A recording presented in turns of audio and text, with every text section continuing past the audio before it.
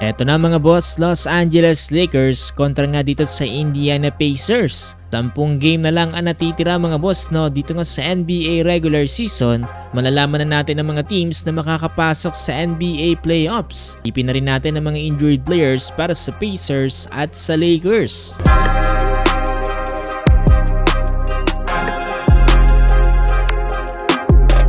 So eto mga boss, Indiana Pacers kontra nga dito sa Los Angeles Lakers. Parehong nanggaling sa pagkatalo ang dalawang teams na to. Unahin natin itong Indiana Pacers na sa ngayon ay hindi magandang kalagayan dito nga sa NBA regular season. Dahil sa kasalukuyan, sila ay nasa pangdulo mga boss with 16 wins at 56 loss. Hirap ang Pacers ngayon dahil hindi nakakapaglaro ang kanilang star player na si Tyrese Haliburton. Kakalungkot lang dahil last year ay umabot pa sila hanggang NBA Finals, tapos ngayon mga boss ay biglang lagapak talaga itong ang kanilang NBA team. Pero sa ngayon mga boss, eto halina't silipin natin ang mga injured players at kung sino-sino nga bang maglalaro para sa kanilang team. Mas nakakalungkot lang para sa Pacers dahil itong si Ivica Zubac ay hindi na rin makakapaglaro for the rest of the season at sinamahan itong si Tyrese Haliburton dahil nga sa kanyang fractured rib.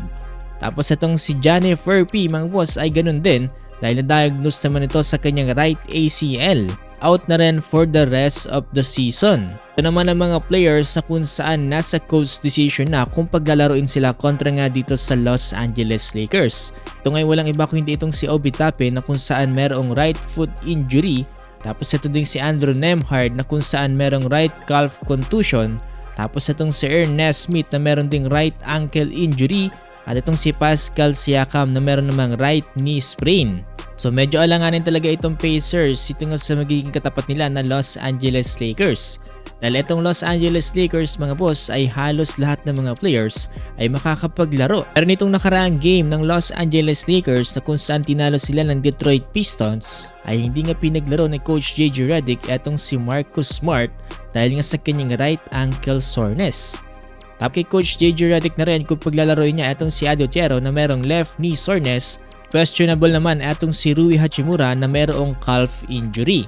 So far mga boss, kung sisilipin natin etong standing dito nga sa Western Conference, etong Los Angeles Lakers ay nasa steady pa rin na ikatlong pwesto dito nga with 46 wins at 26 loss. At kung sisilipin natin sa ngayon mga boss, etong ang 2026 NBA playoff picture, etong Los Angeles Lakers ay maaaring makatapat etong ang Houston Rockets.